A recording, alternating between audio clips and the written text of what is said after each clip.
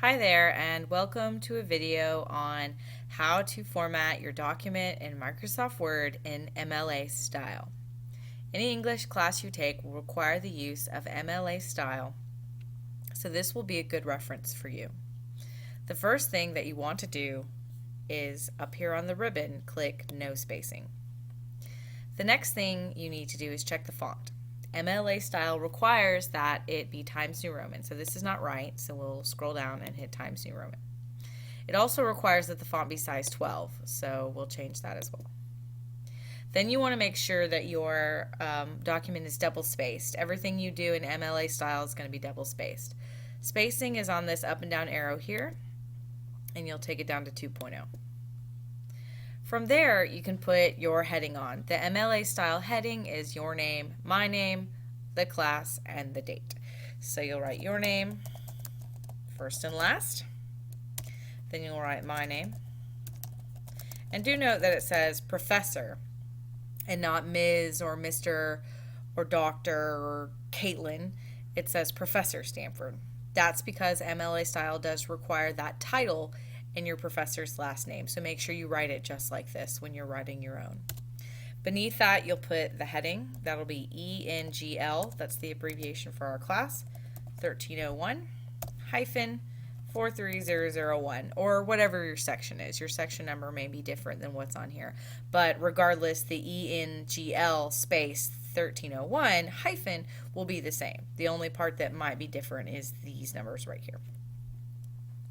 After that, you'll put the date. The date has to be written a specific way, and that is day, month, and then the year. Notice that it doesn't have any commas in it. It's just day, month, year. From there, you'll hit enter one time, and then you'll center to title your essay or whatever you're writing. You'll center like this. And you'll title your paper.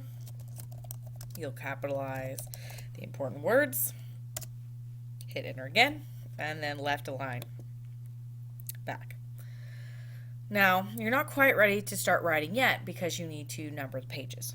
MLA style requires that every page has a number and your last name on it.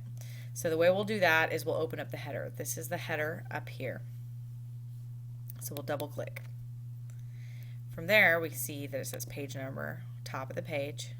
And then we want the one that's on the right side of the page, so see it over here. Now you have to type your last name in front of that, like so, Smith space. So make sure that you have a space between your last name and the page number. Now the computer is going to do all the page numbering for you. Every page is going to say your last name at the top, and there's going to be a page number, and it'll do 1, 2, 3, 4, so on for you. You don't have to do it. What you do have to do, though, is make sure this is Times New Roman size 12, which it's not. You can see that it's some different font. So we'll go back to home and we'll change this again to Times New Roman, size 12, and then we'll need to close the header. To close the header, we'll just click anywhere that's not in the header, so somewhere down here. Now we're ready to write. Make sure when you're indenting your paragraphs that you use the tab key. This will make sure your indentions are uniform. Never use the space bar. The tab key is located on your keyboard just above caps lock.